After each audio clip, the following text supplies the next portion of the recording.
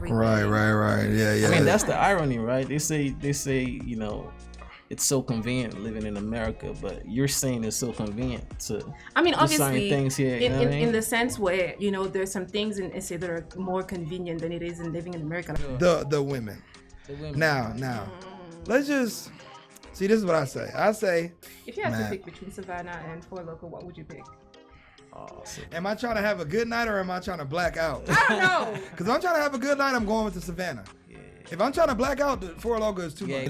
This the first place I've ever been. You could be on a date, you can be chilling, hanging with somebody. You got a beautiful woman next to you, and then in the door, it's like, and then it's another one. And then it's another one. It's like everywhere. Then next thing you know, you contemplate in your head like, damn, did I pick the wrong one?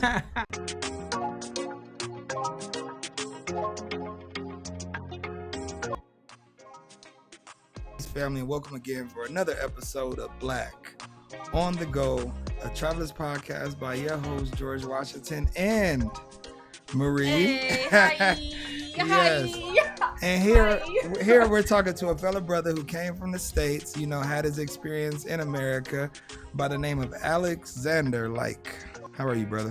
I'm good, man. I'm good. Alexander Ike. I don't know why they keep mistaking the I. They keep spelling the I for the L. Yeah. I don't know what it is, but it's all good. Yeah, it's all good. Alexander Ike. I should have did my research, family. Y'all know what it is, but I be on the move, And I follow the script. You always gotta follow the script, even if it's wrong. So, what's up, brother? Welcome. Thank you. Appreciate it. When did you come here? Tell us a little about yourself. Give me a little bit about yourself. So I am. I like to say I'm nobody, but that's kind of like braggadocious in itself. Yeah. I'm Alex. I just moved here from Atlanta like maybe a week ago. Okay. So I'm fresh off the boat, I like to say.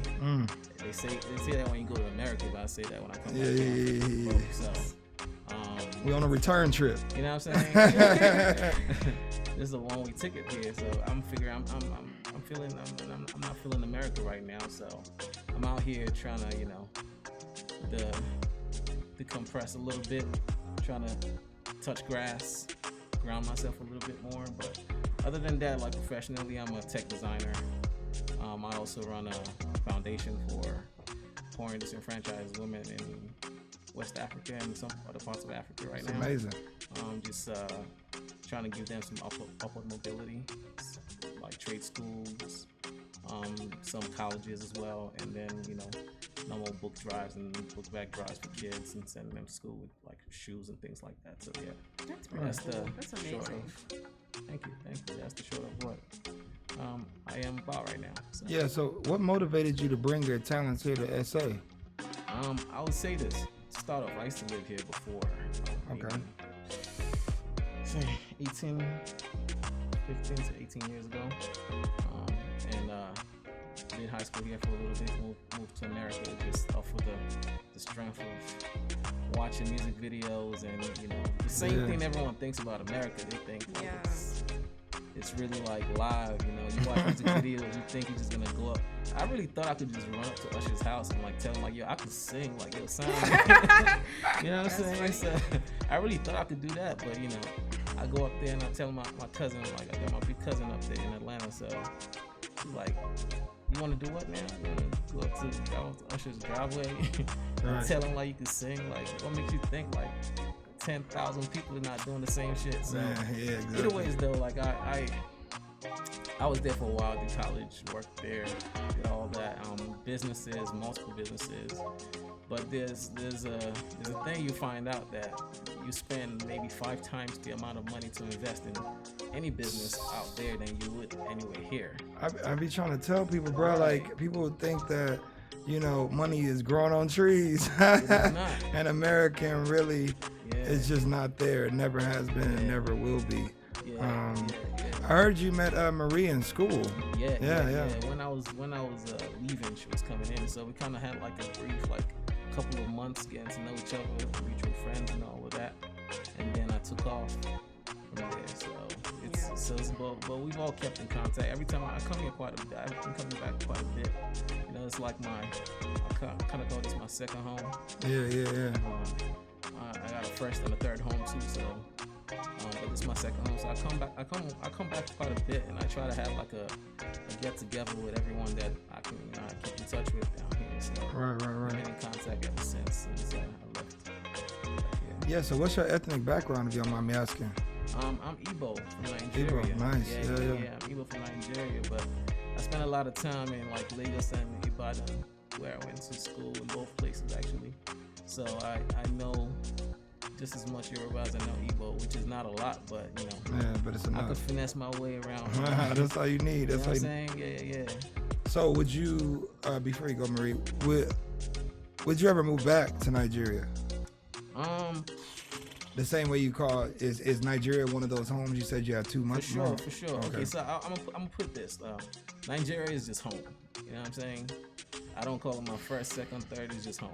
You know what I mean? Yeah. And then South Africa, the United States is like first and second in whatever order I feel at the time. You feel Yo, me? it's on the bottom of my list. Yeah. It's, so. But would I move back to Nigeria? I don't know. I guess the jury's still out on that, because I feel like the point for me is making everywhere accessible for business, for peace. I don't want to limit myself to feel like I need to be in one place to function correctly. Yeah. So I think the important part is I'm following the money, like when the investigators in every show say follow the money, that I'm following the money. If the money's in Nigeria, best believe You're gonna be in I Nigeria. will be in Lagos doing my Afrobeats and everything. I feel that. Yeah, I'm the same way. Yeah, so I just wanted to ask, since you say Nigeria, what is that you miss about home? Do you feel like you can't find in any of your first, second, third, or fourth home? Quiet. Okay. A lot of quiet. That generator sound? You know what I'm talking about. Touche.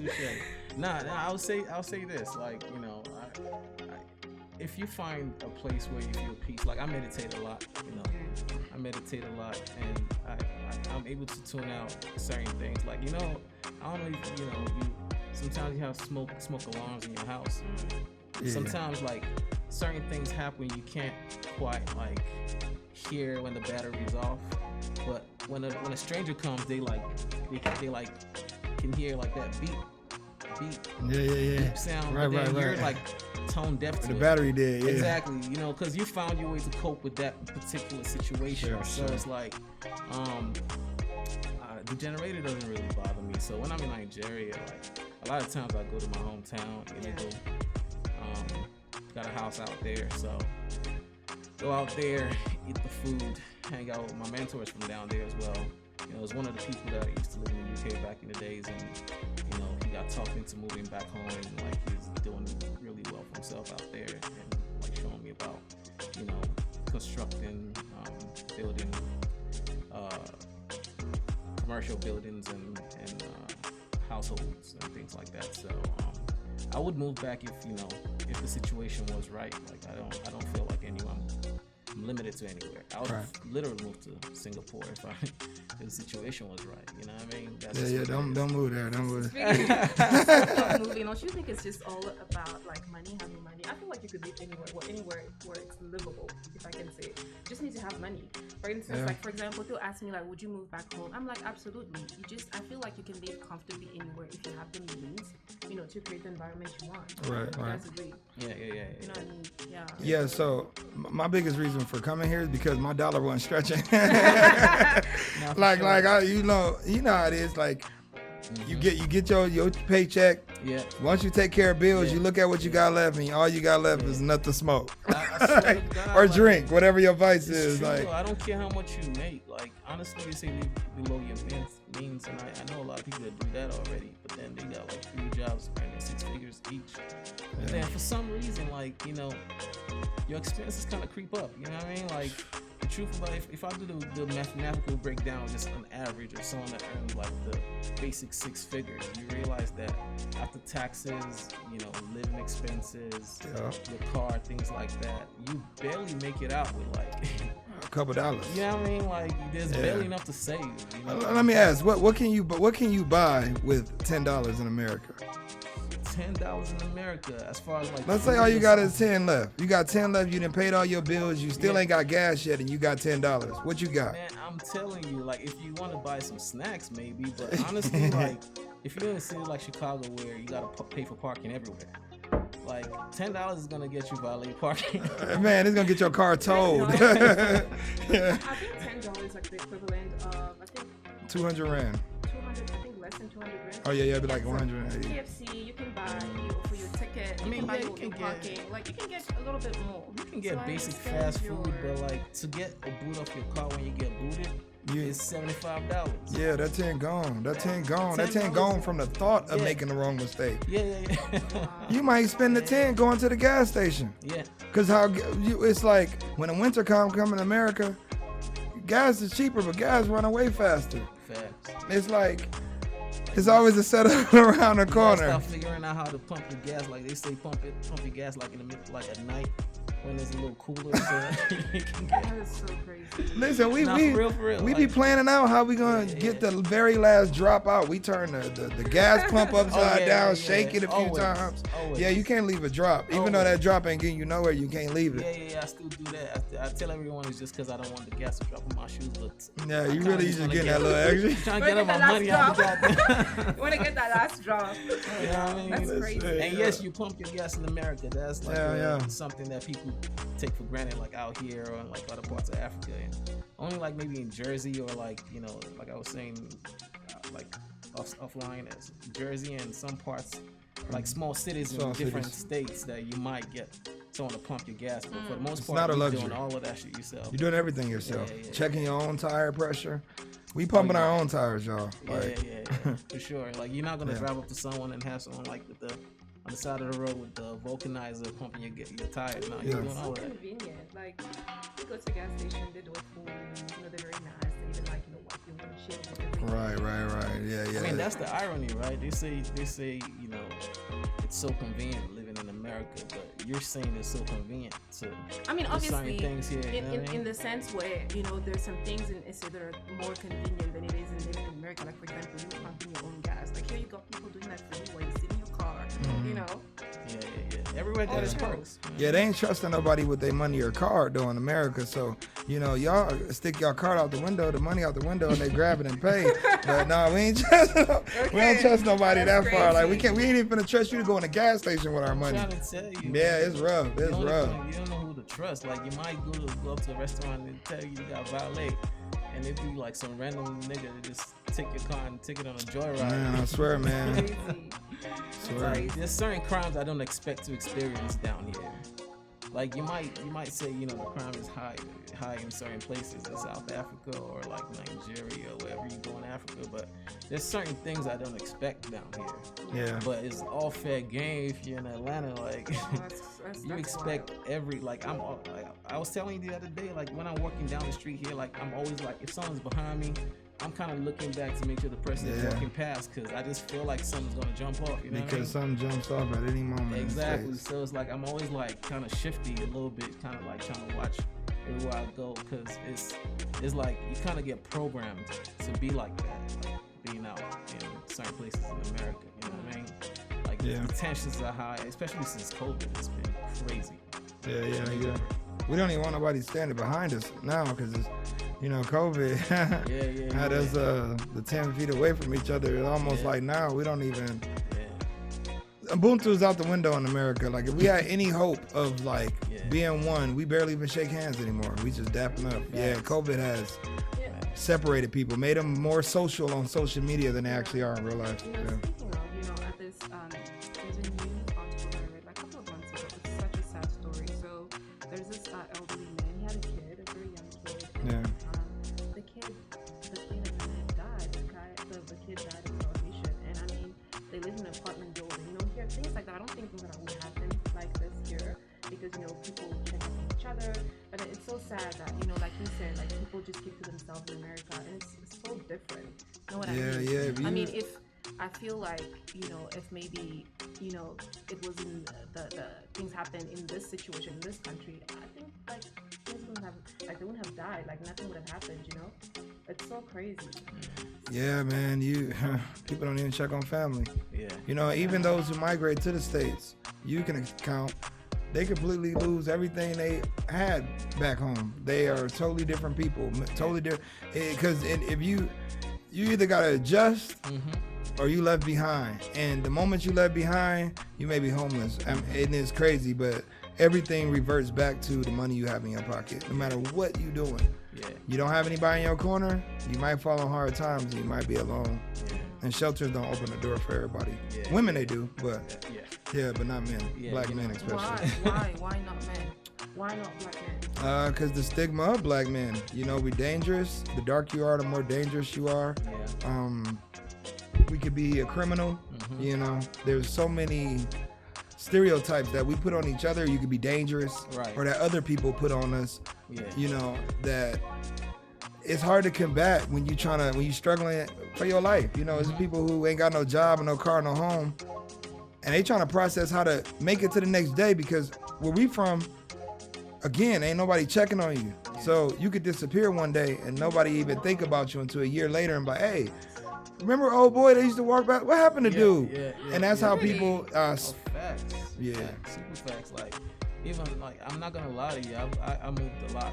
Like, you know, any of my friends that watch this, they probably laugh because I moved a lot. Just cause like I always I don't know what it was about. You know what I mean? Maybe I was just trying to move back here eventually, but I moved around a lot. And in all of the neighborhoods I lived in, like apartments or houses, I really maybe knew one neighbor or talked to one neighbor.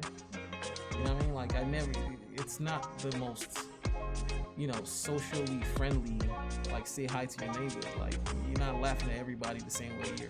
Like I swear to God, I go out here and everyone is saying what's up to me. Like people coming up to me saying what's up. I mean, granted, like they have their own reasons for whatever. Yeah. In America, it's like, you know, you might say hi to walk past someone and say hi, and they don't even look at you. Like, no acknowledgement. Or they may take off on you. You And know that what might I be mean? Like- you might be in a fight.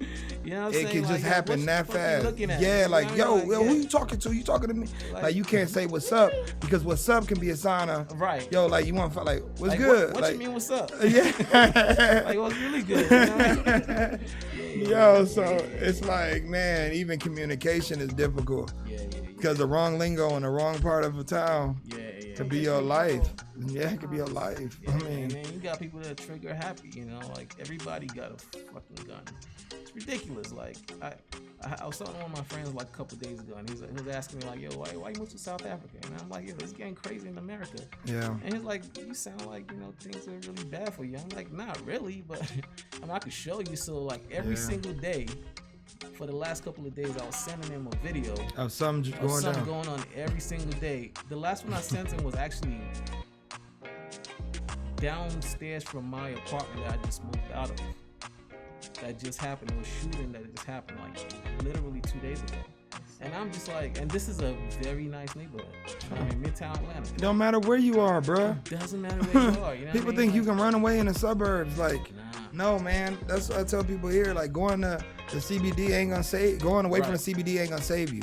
You know, like going to Santa ain't gonna save you. If crime wanna find you, crime won't find you, because it's finding us everywhere in America. Very violent too. It's Yeah. not like the little, let me hold your phone, give me $1, nothing like that. They will come for you, like seriously. Yeah. Gas station shootouts for no reason. No reason. You don't even know what happened. You don't even know that these dudes bumped into each other in the store. Yeah. They've been looking for each other for years. Yeah. It's crazy. Constant state of anxiety. Yeah, constant state of anxiety. Yeah. And fear in some cases, you know, especially when you're in the wrong area. You can attest, you might not be able to wear them colors in certain areas. Oh yeah, for sure. You know, the love on your hat is probably the only sign that you ain't about no drama. I swear to God. But the hat on itself might be a problem. If you turn the hat in either direction, Yeah. it might be his life. It's crazy. I feel like with what you guys are saying, it's like, you know, there's so much hypersensitivity in like America. Everybody, like, just one single thing, it can just blow out of proportion. It's crazy. Yeah, I don't know about what color. You know, America is like, that's how people function in America, you know, in terms of safety and stuff. But it's just unsafe. Yeah, yeah. Again, I say, you know, obviously, you know, people are very up there, you know, when it comes to crime and stuff like that. But like, when I hear what is happening in America, you know, and obviously you always hear stuff happening, you know, like shootings in like churches and don't just wake up and go shoot people in like a restaurant. You know what I mean? So obviously there is crime in South Africa, but like we need to. I feel like we need to like weigh it out. Like, yes, it's true here. It is very dangerous, but we need to look at the fact that, you know, crime doesn't just happen anywhere. Also, you know, for instance, you're more likely to get mad like for example, you go downtown to the city because it's wild. I don't think so. I think what? Really? I don't think so. I am so afraid. I think you're more likely to get mugged in Sandton than you are in Joburg CBD. Okay, in Sandton they pickpockets. That's a trend around here. Or Mall of Africa. Like I had a friend of mine who told me like they stole his phone, or we drew money out of the account and stuff like that. I do feel like though, like obviously, you know, with CBD, you know, downtown, everything like that, it's just so packed and anything can just happen. Yeah. I think that's why it's more safe, because it's more packed. Do you think so?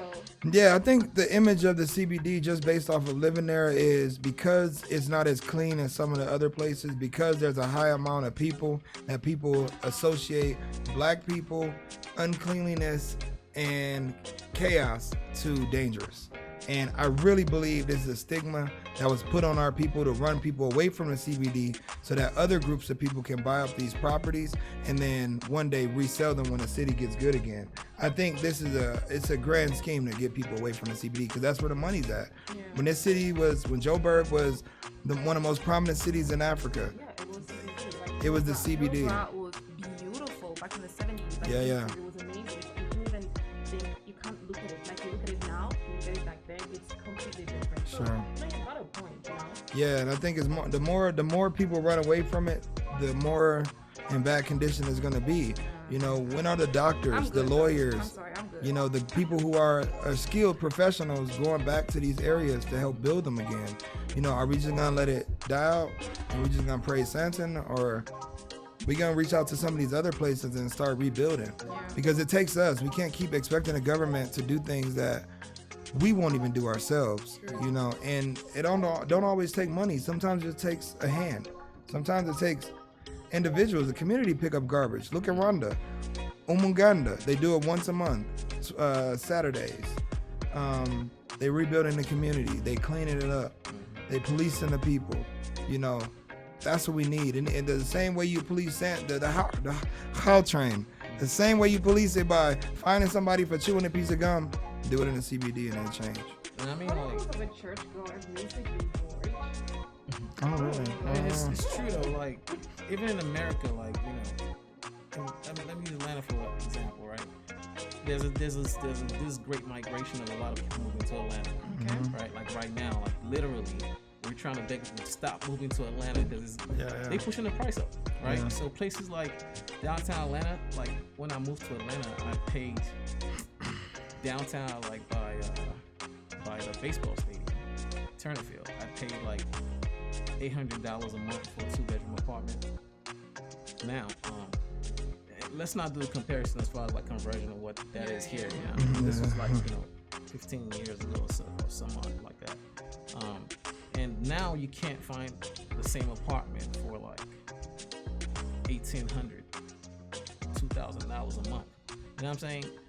And that's the thing, like the more back then they push people out of there for like in the name of violence or like you know, like this place is getting a little dangerous, so people moved out, so the price came down. Now you got all this other, you know, well-to-do people, you know, white people moving back into the city, buying it up. Now the price is going up. Now it's forcing people to go to the outskirts of Decatur, Stone Mountain. Right. You know what I'm saying? Now people are buying like the same house that you could buy for like, you know, $250,000, even just pre-COVID, like 2019. Now you're buying the same thing for at least $200,000 more. It's overpriced, and it's because of like they tell you this place is dangerous at first. Yeah. You move out, they come and buy it up, and now you think it's attractive. Now you're coming to buy the same apartments, and they take their hands up like, hey, I'm gonna give it to you, but now you gotta pay triple the price for it. You know what I mean? So it's the same thing that happens everywhere. History repeats itself. So if you fall for the okie doke, you know what I mean? Like it's just gonna be on you. Yeah, and that's the problem. We just falling for it time and time again, especially in the States.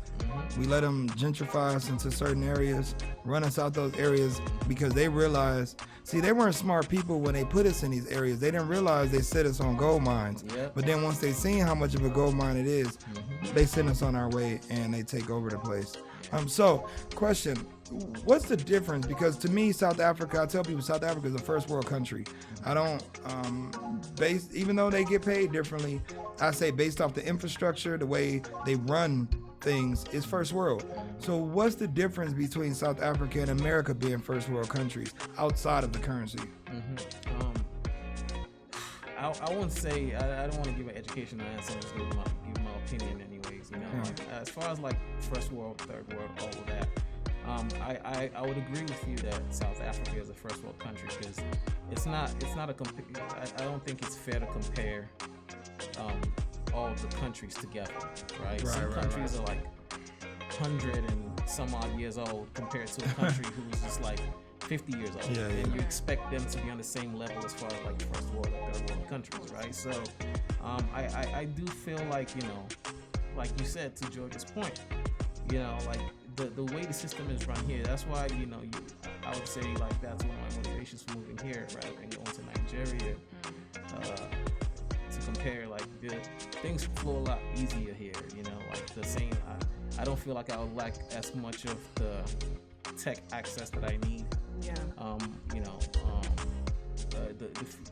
like it's a lot more easygoing, you know, power, you know. I know they have load shedding here now, but you know, honestly, I'm not too mad at it. You I don't know mind load like, shedding. You don't mind it? No, because I live in Maboneng. We ain't got load shedding in Maboneng, so hey, if you need a place to stay, just come to Mabo. Listen to me, you're literally the only person that likes load shedding in this country. I can tell you that. Nobody likes that shit. Listen, y'all wanna know why y'all don't like it? Because y'all been dealing with it. See, the problem with us is we didn't have electricity when we was poor. See, lights, we're grateful for lights in America. When we were broke, we couldn't afford it. So they just shut the lights off on us. So for me, I'm just grateful that the lights can even come on. Because it was a time where we didn't have any lights because we couldn't afford it. So I'm going to just say, I got a different perspective. Y'all have been living like this. You know what I'm saying? I heard it was a point where there wasn't load shedding. But how about this, right? I hear that South Africa gives all their energy to Lesotho, to Eswatini, to the Namibia, Zimbabwe, neighboring countries. So, talk to your government. Well, I mean, you know, I've noticed that we are just having like power cuts just once a day now, which is that's really nice. Listen, a couple of months ago, it was horrific. It was a horror movie, okay? You get home, they switch that shit off, okay? You sleep, no power. You wake up, no power. You take a shit. That's rough. That's rough. So I don't know what's happening in the government. I don't know what they're planning, but I feel like whatever they're planning, it's not going to be good. They planning elections next year. Listen, hey, South Africa government, ANC, if you want to get voted for, take away load shedding completely. Listen, it's not going to happen. People are going to keep voting for ANC because, well, it's the Freedom Party, so. Hey, Amadla. It's the Freedom Party. You know, like, I'm not going to lie, like, I've always been hypersensitive, not hypersensitive, but just like hurt by people that move out of Africa and come back and like, hey, like they taking the power, they're cutting the power off, like they got all these complaints about it. Me personally, I don't care. Yeah. You know what I mean? Like, don't get me, it's an inconvenience that, you know, I didn't experience when I stayed here back in the days, but like if I go to some other countries and they cut the light off, like they really cut it off. You know what I mean? Like you go, yeah, it's off. You know what I mean? Like, so it's like I can do a couple minutes, an hour with no light. Yeah. You know, and especially the fact that sometimes like they actually warn you that it's gonna happen. Like that's nice. That's very nice. I come from a place where they don't warn you. It's just a blackout. blackout. In my country, listen, they just cut. Exactly. Cut. That's my point. Like, so people come here and they complain about the little load shedding. Like, man, listen, that's first world. Out. That is first world vibes. That they gotta give you add. A heads up. Sure, like, sure. They don't get the luxuries Atlanta, here. Sometimes they cut the light off because maybe someone ran into a transformer. Or they doing a raid, or you know what I'm saying. Yeah. But you're not getting no alert that happened. No. Like, okay, you guys got a point. But I appreciate whatever I get here, man. I love it. Yeah, I love it. Yeah. I'm gonna read two comments. So Nom Nom is saying all the damn resources come from us. The world wouldn't be much without us. I agree, baby. Like, Yeah, facts. Africa is so freaking rich, but it's funny that it's poor at the same time. You know what I mean? And Timiko says, I love your perspective, George. Oh, George, you are... Oh, people love you. Timiko, You thank make me you. proudly South African every time I listen to you. Thanks. Use a candle. It's romantic. Lumka, I'm going to take your advice. Yes, I'm going yes. to take your advice. Set the mood. Set the mood. Listen, Marvin Gaye was preparing South Africans. Turn off the lights and light a candle. Yeah. You know what I mean? So, okay, so you don't mind Lil Shedding. Let's talk about relationships. Cause you've been in 3 places now. Nigeria, have you been since you've been an adult? Oh yeah. Okay, I'm sure. Between countries, yeah. Okay, brother. Yeah, for sure. The women. The women. Now, let's just see. This is what I say. I say top 3 in the world. My Black American sisters. Okay. My Southern African women. See, I gotta put the region together Okay. because the U.S. so big. Okay. And I'm gonna not disclose the third because I No, I want to hear the third. I'm sorry. Well, Okay, I want to hear it. it's a close tie between the East and the West Okay. of Africa. Okay. But I've noticed they all act different. They all Hold on, you said East and West, not East and South? East and West tied. I must put Oh, South. snap. South second. I'm put my Oh, sisters South first. is like separate from East and West. Yeah. Okay. And only because my South African sisters are very unique. Unique in what way? I can tell you. I'll tell you. Man, My Southern, I'm gonna represent the let him South cook. today. Let him Okay. cook. Listen. my Southern African women. Okay. No matter what country you come from, got bodies like a goddess. No, I agree. And Like- natural BTW. Oh, So I'm talking about South African women. Or you sure. talking about- I'm talking about Southern African women. Oh. Because okay, I'm okay. talking Zambia, Namibia, Botswana, Eswatini. All of them got beautiful bodies, whether thick, skinny, it doesn't matter. Yeah. Also, very intelligent. You know, for somebody who speak only English, it's nice when I can communicate with a woman and I not have to break, my game all because she don't understand me. Like, you can't break the game, you know what I'm saying? Especially, so it's just nice Yeah. to be able to have comfortable dialogue with Southern African women. On top of that, highly intelligent, highly. Yeah. So even if you could be talking to a girl, she own a whole business and it don't even come off that way. Yeah, You know what I'm saying? Because the way she carry herself, she's still humble. She Yeah, still want to stay in the township. Like, I'm feeling that. Like, I'm feeling that from the Southern African woman. So I went on my spiel. Okay, so you tell me, my brother, how's the experience been with traveling and meeting just women from all across the African plain? I want to capture. I just want to read a very interesting comment that I love. Okay. Lumka says it's the nyash. It's really not, though. It's really not. Just say the Because the stomachs be flat too. Like, we can't see, when men look at bodies, see, y'all think we just looking at tail. We looking at the whole frame. Are you sure? Yo, we positive. I mean, there's a lot of people that they're not ass people. They're Yes. like breasts. You know what I mean? Yes, they like face. Yeah, They I like, they sapiosexuals. They like the mind. Yeah. They like pretty feet. Man, Like, I don't like know pretty about that feet. Sexual shit.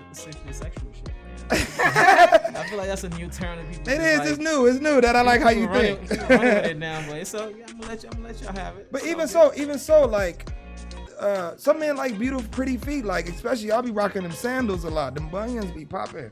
You know what I'm saying? So, a brother love, listen, a brother love when y'all taking care of them toes. Like, you can't have the fingers on fleek and then your feet look beat. I mean, that's just not how we rolling. So, you got to be the essence of a woman. And what I've learned is that women here, they take very good care of themselves, like my sisters in America.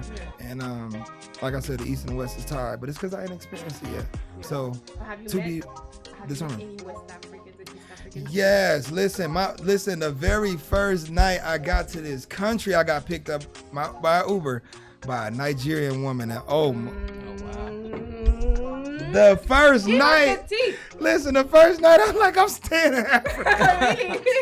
If this is what they producing, and she ain't even from here, the very first eyes I laid on. Wow. Listen, I like that for you. And I just was so happy. I was smiling. She's like, "Why are you smiling?" I'm like, "I can't help it," because you just don't know what I've been through and what I'm gonna go through now that I'm here. So yeah, go ahead, brother. Like, go ahead and share. Like, I'll take it all the way back, right? So like, we went to Courtney House back in the days, like down here in Victoria. I used to have a teacher. I believe she was from the Spanish and French teacher. She was from Colombia or something like that. Okay, Venezuela. Boom. I didn't have that teacher. Okay.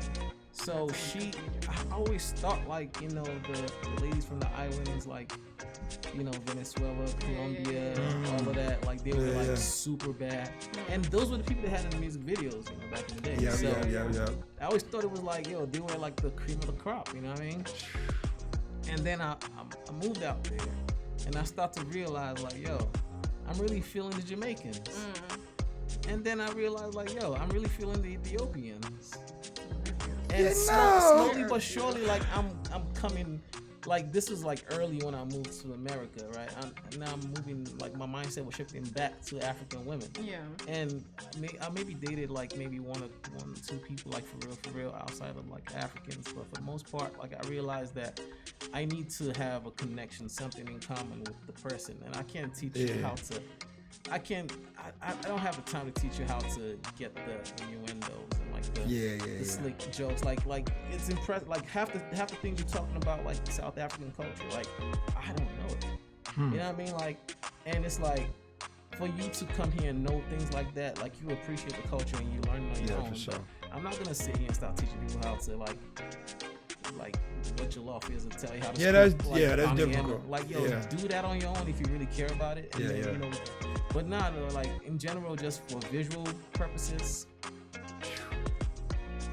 I ain't gonna lie, I'm gonna give it to the African. Listen, that is a great answer. That is a very vague answer. Listen, the drum was rolling. You're trying to keep the peace. Keep the peace. We ain't trying to hurt nobody. Now, for real, like, if you think about it, like, you know, like Ludacris came and he said he had a song like the best women from Africa. Like he had women all over the world. Women all over the world. Gabonese, right? Gabonese is one. Yeah. You know what I'm saying? Like I actually ran into her like on Valentine's Day, like downstairs from my house, just picking up flowers.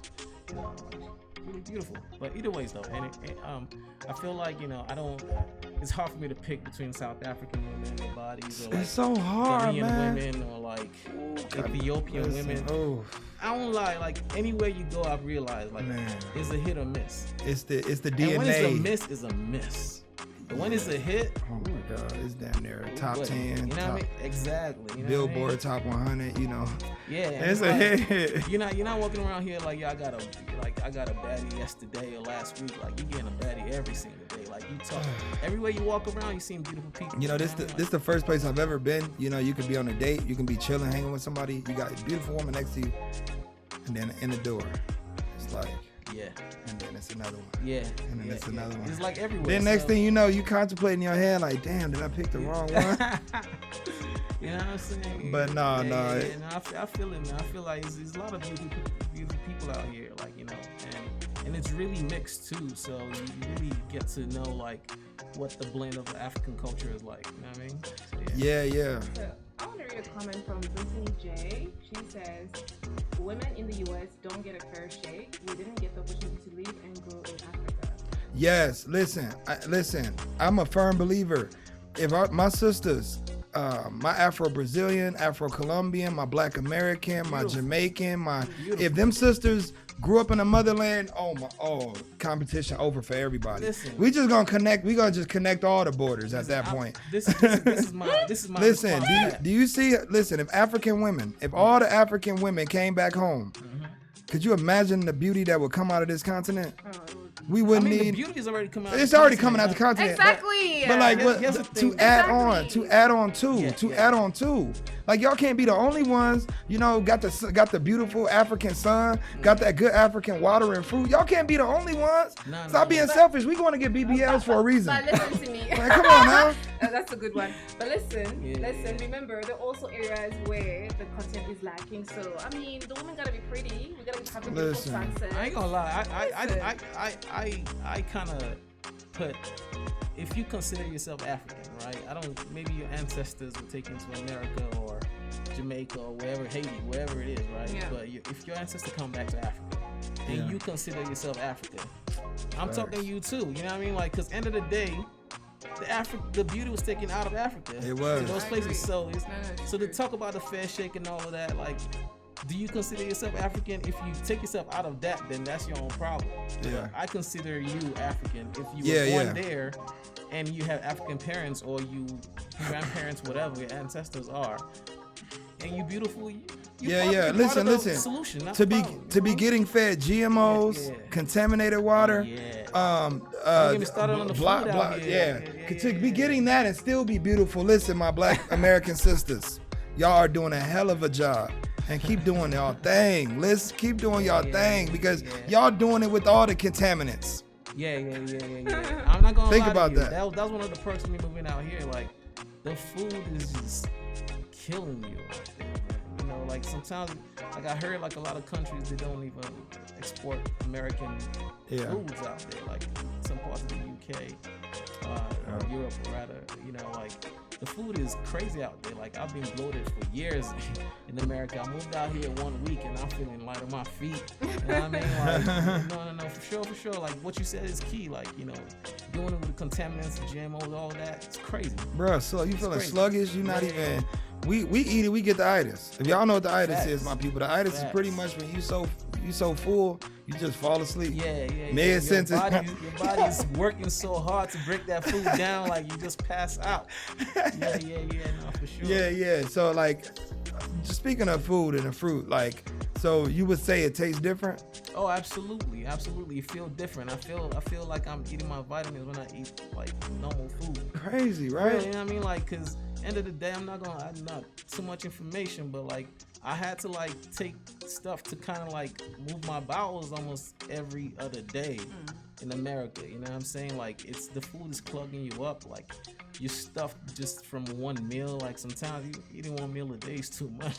You know what I mean? But I'm out here eating 4 or 5 times, feeling like I'm losing weight, just, you know, eating regular like I would eat normally. You know what I mean? So the food tastes different. You know, like even when I was out there, like I still wanted to eat African food. Yeah. Like, I never subscribed a lot to, you know, eating like soul food and things like that. Don't get me wrong, it's delicious. You know what I mean? That's actually what I ate at the Delta.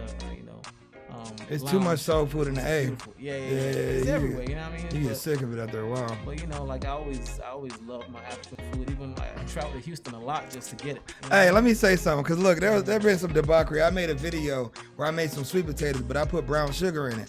Tell these people that this is Black American culture, that we put brown sugar in the sweet potatoes. I mean, they even call it yams. They call it candied yams, like candied yams. Candied yams. Listen, the yam that I know It's is just not that. No, we thought sweet potatoes were yam. Black Americans, we thought they were yams, and we tried to cook them like yams, but they weren't yams. So they were sweet potatoes.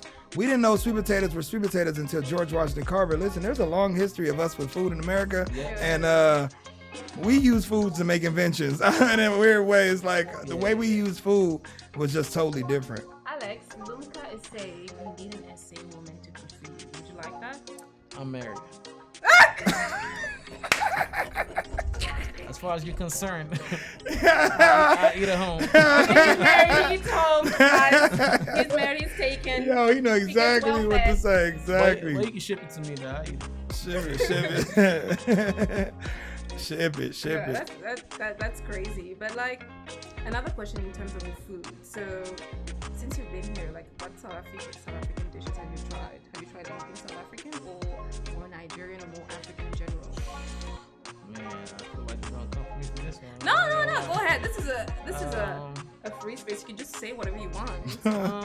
I'm not gonna lie. Like, my South African like food exploration is not gone past like braai. You know, like I don't explore in, you know, the South African dishes like that. Maybe like if there's something I must try, like let me know, I'll try it. But I just stick to, you know, my Nigerian. Try the dragon meat. Try the dragon meat. What's dragon meat? Cow head. Cow what? Cow head. Go to the taxi rank, get some dragon meat. All right. They're gonna scrape it right off the table into your tray. Man, I'm gonna try. Yeah, they cut it up like right on this metal table, and then they just slide it off onto your tray. It's like, damn, I got metal shavers in this. It just like, huh? That sound unhealthy as hell. How is it? That's worse than GMO. I didn't eat it, but I know it's good. It smells good. It's like one of those things like, man, listen, what you do, you go to the crib, you re-chop it, throw it in the pan. Yeah. Tacos, bro, you know what it is. Yeah. It look like taco meat, but it's from the head. I ain't see no bones, but you know. Yeah, you know, we got that. We eat the cow heads and the goat heads in Nigeria. So listen, the first food I ate here was Nigerian food. My first meal was jollof, some tripe, some beef. It was busting with it. Yo, you wouldn't like. For somebody who's been in America, it was my first meal. My first meal here. And like, bro, I just smiled the whole time eating it. The whole time. Because honestly, it was nice to feel the flavors like on my tongue. Pause. It was nice to see the flavors. It was so fire. I'm like, damn, man. Like, man, who thought this? And then next meal was like I went to like a shishiyama and shisanyama. So was there like a grill? Yeah, magical. You get like fried meat and stuff like that. Magical. Yeah. Like I had chocolate. It's I had a bride meat. Man, it was the first time I tasted bride meat and the juices. Pause, the juices. I'm just like, damn, how did they grill it so perfect? Yeah. It almost seems like something that was passed down through generations because they are grilling on a fire and it's perfect. I went to a Brian Bride then like a couple days later and it was the same thing and I'm just like, they can cook meat. Yeah, for sure. That's the only thing I try out here. The meat is fire. Yeah, I can eat it from anywhere. Outside of the gas station or whatever. Yeah, same. But my only issue is some of their food is cold foods. Oh, yeah. And you know, in Black American culture, we don't eat if it ain't potato salad and any type. If it ain't a salad, if it ain't coleslaw or something like that, we ain't eating it cold. So it's different tasting like the chocolate and having those vegetables put together and it's cold. It's good. It's good. It's just cold. But you can warm it up. I mean, you can No. warm it up. I want my food. Hold on. I want my food warm when it gets to the table. I ain't doubling back for the microwave. Nah. The food is amazing though. Like just all Africa. Like, Hey, our barbecue ain't sweet either. Hey, don't Lunka. Our barbecue ain't sweet. Like, don't let people tell you that. Some barbecue sauces are sweet. I mean like the barbecue sauce. I was about to say some sauces ain't sweet. They vinegary sauces. Yeah. We got a sauce that's like peri peri. Is that what it's called? Peri peri. Peri peri. We got a sauce like that. So it ain't all. Yeah, it ain't all sweet. I don't think we use a lot of barbecue down here when we grill and stuff. Nah, but it would be nice sometimes. Cause how the Boerewors taste? If you do, come on, bro. If you do some sauce, some barbecue sauce, it's like it's certain things.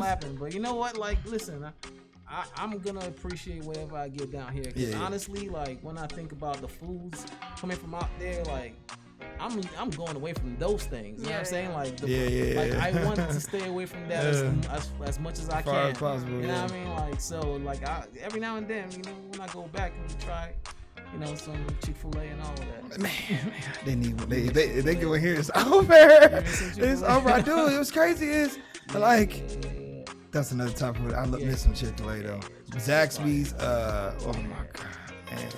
Raising Cane's, like they got a. No, you ain't got one in the A, but man, Texas, that's what Raising Cane's is. Yeah.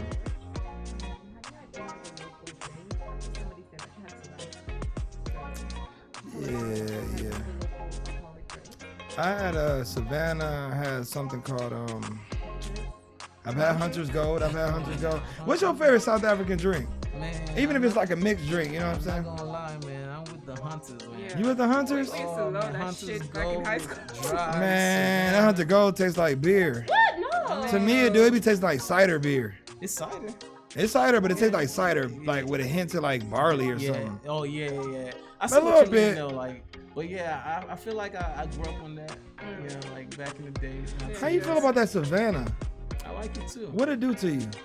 I haven't had it since I've been here for the last couple of years. The last time you had it, what happened? Can't remember. I don't lie. What happened to to you. Y'all see? I ain't the only one, so don't try to play me like I'm the only one struggling off the Savannas.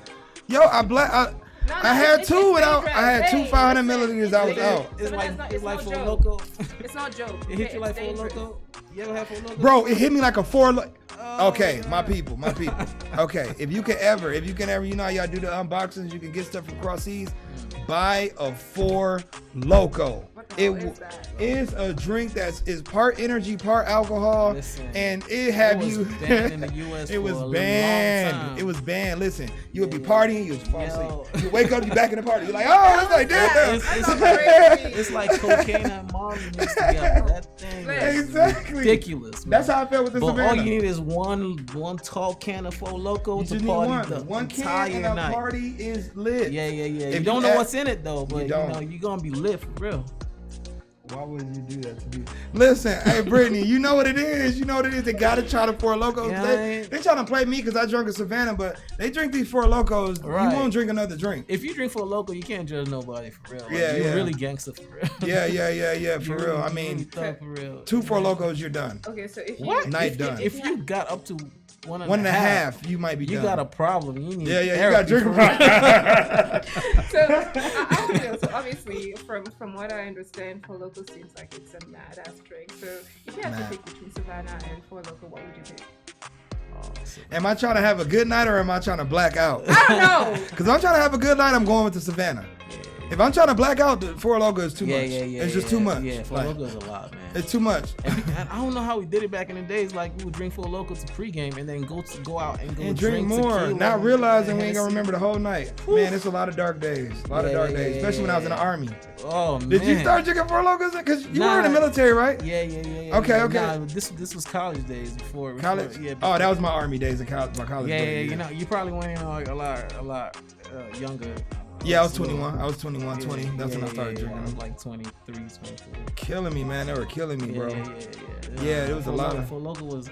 I can imagine you drinking that in the army though. Like, you really be wired for real. Wired, man. Listen, wired. At the work, and fucked up at the same wired. time. You just chug one to the head. Yeah. That's the problem. Yeah, But then you good for the whole night. Like you really don't need nothing else. Yeah, It literally yeah. was the best. It was the best drink when you're just trying to get by, and it's cheap. It's like how many rand? Maybe it'll be like. Man, I can't even remember what it. It'll be like 40 rand. 40 rand. You live for the rest of the night. Yeah. Off of one. If you drink two, you probably won't see tomorrow morning. Yeah, that's the type. So it's a college student, so college student could afford that. You know what I mean? Yeah, that's all we could afford. Yeah. So you just Yeah. Good old days though. Yeah, it was, man. I swear. But no, Savannah, man. Savannah was one of the only drinks I've drunk and was like, damn, I don't remember off of just How those many of little. those you Only had, had though? 500 milliliters. I don't know what was wrong with me. You know, some nights it's just your off day and it's just like, it it just hits was you too different. much. Yeah, Even yeah. a little bit is too much, and that's kind of how it was. What you mean? The other day was out. Like, yo, I'm not gonna lie. I can hold my liquor. Like the other day, I don't know if it's jet lag or whatever. Man, I was talking to her and I was like, He was falling asleep. I was falling asleep on the table. Yeah, it was rough. Like, See, that's how the Savannah had me. I'm like, good. Were you God. struggling to stay I awake? was struggling. I was in the Uber, like falling left and right. I'm like, I don't know where this man taking me, but I gotta stay up. I'm like, oh God. And next thing I'm dosing off again. I'm Yeah, like, same, yeah. And I drank Hunters. So, Golly. so I don't know. Because that I was Hunters- good. I was tired, but I was good off the tequila. But then I got to some other spot, like some event, and they had Hunters. I was like, yo, let me get the Hunters dry. I drank 2 of them bitches and I was gone. Gone. It was probably the jet lag. Man, okay, we'll call it that. We'll call it Man, that. these South African drinks hit different, man. It ain't like in the States where, you know, we got wines that's like 5% alcohol, you know, and Yeah, here they don't play with wine. Listen, don't. I mean, here people drink. Like people can get drunk with anything. And the wines, if you want to get drunk and you want to pass out, have some South African wine. Yeah. Really strong. it's It's really strong and it will take. It ain't stronger than Taylor Port. Right. It's something called Taylor Port in America. It's just it's cheap wine. Yeah, It's cheap, and it'll man. It's some stuff. I mean, y'all got some stuff too. I feel like it's comparable. It's just based off of what type of drinks you drink it. Because I know y'all got a wine that'll probably put somebody out. But that's how Taylor Port is. It's like 15% or something. Like it ain't even drinking wine no more. Yeah, it's not drinking wine. They got a lot of things like that, and they taste good too. I ain't gonna lie. Right. Crazy. So what's your goal? What's your goal now that you're here? Do you have any plans, or are you gonna keep doing what you're doing? You know. Yeah, for sure. Like back in the States, I did a lot of business. Like ran hair on my hair, a few hair salons here and there. I had a creative studio as well as working. You know, every now and then when I had some time, I jumped into the 9-to-5 life. But so while I'm out here, one of the things I definitely want to do is tap into. I did a lot of script writing back in the days. Like tap back into that, like get into the movie scenes. Yeah. Like on the production side, not acting side. That's pretty much what I've been doing now. Okay. And expanding more on the foundation. Like I said, like we're in parts of West Africa right now. It's expanding out here, South Africa, because the point is really just having. We've seen that there's a thing where in some countries, you have opportunities where women are able to get the education, but also like tap into getting a 9-to-5 like any other person would, like a guy would. But in a lot of places, you have people that don't have the opportunity, so they're relying on whoever the head of household is to come back and provide for them. So like having them tap in and like get into trade school and sewing, cooking, things like that, and then providing them with sewing machines and things like that to actually help them like start off in their businesses. I'm trying to expand that a lot more while I'm down here as well, and then tap into some businesses, see what's out here to invest in and things like that. So yeah, man, that's kind of where the same boat I'm on. Just seeing what's out here. I'm a filmmaker, director and producer, and it's just rough, man. It's rough getting into new industries. Meeting the right connections, finding the right people, not dealing with people that someone's an enemy with. It's golly, like especially us coming here, we don't know who's beefing, who's friends, who's foe. We just guessing with the people we connect with, and that may mess up our journey. Exactly. And opportunities and stuff. Yeah. So man, I've been real strategic and just calculated on who I'm talking to, who I'm willing to give my time to, because people. What I notice here is, in America, time is money. So a casual meeting, they really not trying to meet. In fact, they're going to either video call you. They're going to do something other than meet you in person, especially if money ain't being involved or no checks being signed. But here, they'll meet up with you. Next thing you know, you drinking. Next thing you know, y'all ain't even talk about nothing y'all can't talk about. Yeah, that's part of the reason I love it out here, because I don't know where they find the time. Like, because they do the same. They work. The time. Listen, you work all day and all that. But in America, actually, a lot of my friends from Nigeria, they complain that they don't want to come to America because we always working. They can't. Just gonna be here. They're gonna be in America, sitting in the house, waiting for you to come back from work, and you too tired to go out. So they just like. You know what I mean? So I don't know how they do it in Africa, but I'm ready to tap into that. You know what I mean? Man, I'm in my soft girl era now. You know what I mean? I'm in my soft life era. This soft life era now. I think that, if you come from a country or a background that's like, where people work really hard, you're gonna have like culture shock. You just say people here love chilling. And I love that for us. Like, I love how, people make time. Like on Mondays, we have something called Mohodu Mondays. So you can go like after work, you go eat like your tribe, have some beers, show your friends. There's always something, I think it's so important, because we get so busy. It's so important to like make time to like hang out, see your friends or do whatever. I'm not work for it. We love money, but can we chill? Nah, I'm not going to lie to you. I think it's something I said to you like a couple of days ago. Like America really takes a toll on your soul. Yeah. For real, you know what I mean? Like, some places might take a toll on your body, like you're just physically tired, but like when your soul just feels depleted, like you're waking up every day to just go. And they have this strive for perfection where it's like every minute got to be accounted for. I was working at this, some insurance company back in the days. I was a tech designer for them. And my manager would just hit me randomly on the chat, like, because I work, remote. Like, yo, so what are you doing with your 40 hours? What the fuck? I'm like, you see me here every day designing stuff. Because I was working on Adobe XD, so you can literally go in and you can watch me design it. You see me every day designing. Like, what do you mean when I'm doing my 40 hours? Right. Like, they trying to get every single second out of you. You know what I mean? We go to lunch. Listen, people don't do that here. Listen, Fridays end at 12 p.m. here. Okay. After that, forget it. We close our laptops at 12. And then we're done. Not in America. You're not getting paid. You getting paid to 12, and you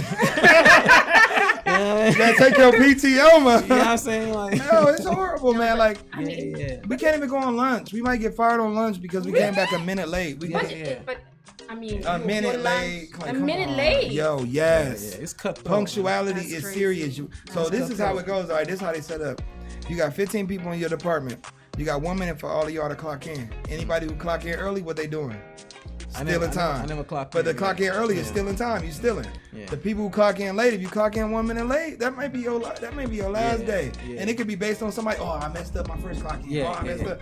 Bro, I can't go through that no more. I want to read a comment from Post. She made a very, very, very good comment. She said, "Wait until you experience December in SA." Listen, December is a vibe. You know how it is in SA. Listen, December. Obviously, you're gonna be here. I don't want to be here. I don't want to be here in December. I want to be somewhere else, man. Yeah. Why? Because I'm gonna be here the rest of my life, man. I'm trying to see something I probably won't ever see. No, but I feel like you Ghana and Nigeria. I am next year.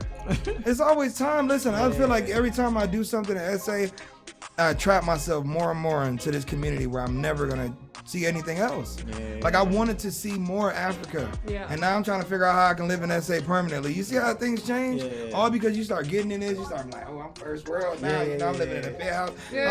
You gotta, man. I'm gonna think about it. If I stay, I'm gonna be in Durban. Durban. Yeah. Because people keep inviting me.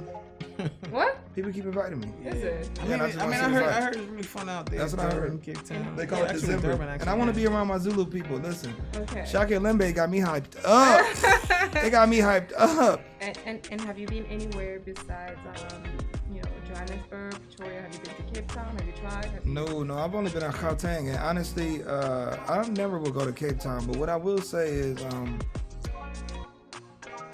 Gauteng is like life for me. Like everything I'm looking for in life, everything I was looking for in the States is here.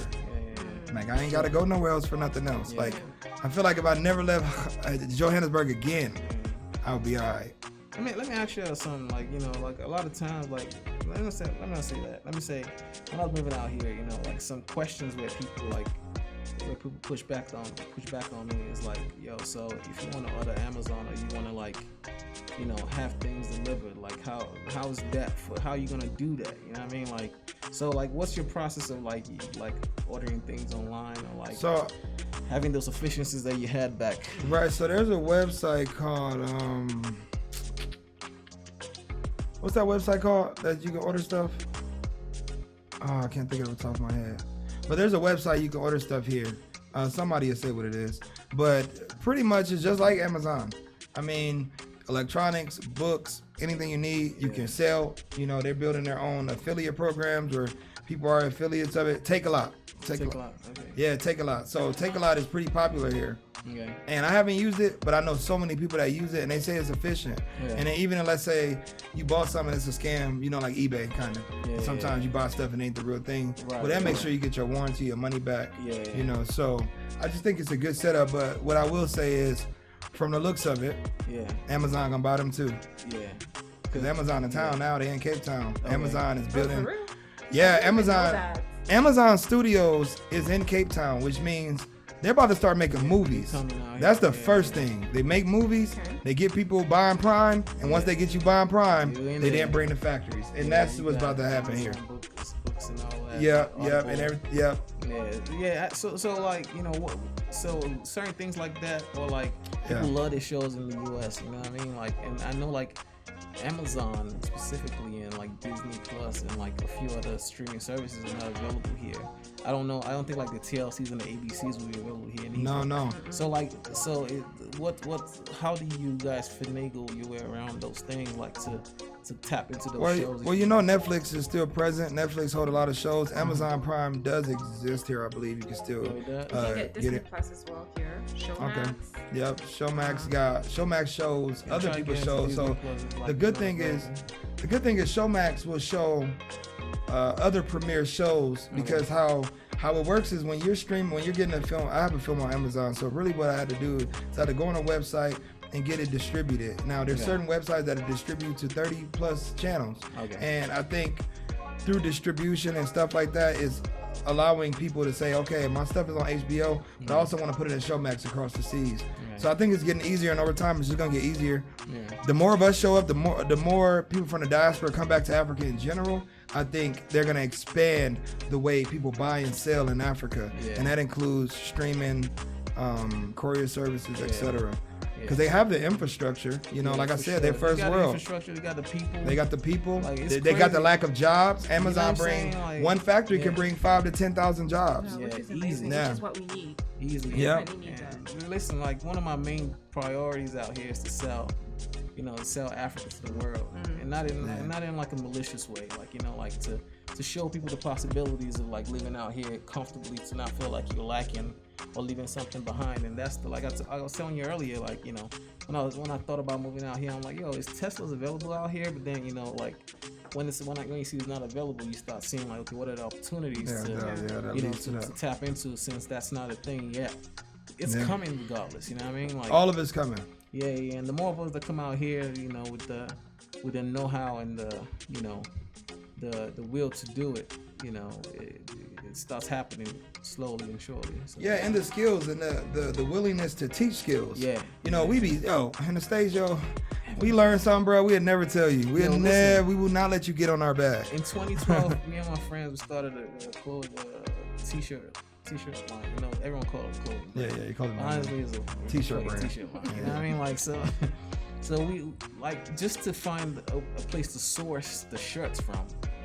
Like no one would tell you. No one would even tell you. Like they want you to go and pay like top dollar for the shirts, but then that also raises your premium and raises how much you're selling to the people. So now your shirts, you have no name. No one knows who you are, but you're selling a shirt for like $30, $40. Like why would I want to buy that from you? You know what I'm saying? So no one is actually sharing information out there when they break, because it's like dog eat dog world. But out here it's like, you want to know, I'm gonna tell you. You know what I mean? If you win, you win. If you lose, you lose. It's up to you. You know what I mean? Yeah, people don't really gatekeep information around here. So you can really like, do whatever you want. Yeah. Sure. Yeah, I mean the opportunities are unlimited. I keep telling people, if you got an idea, bring it and collaborate.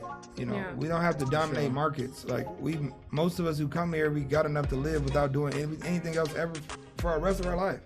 So it's important for us to teach the skills, put people in position where they can be bosses too, and that we can be bosses as well together.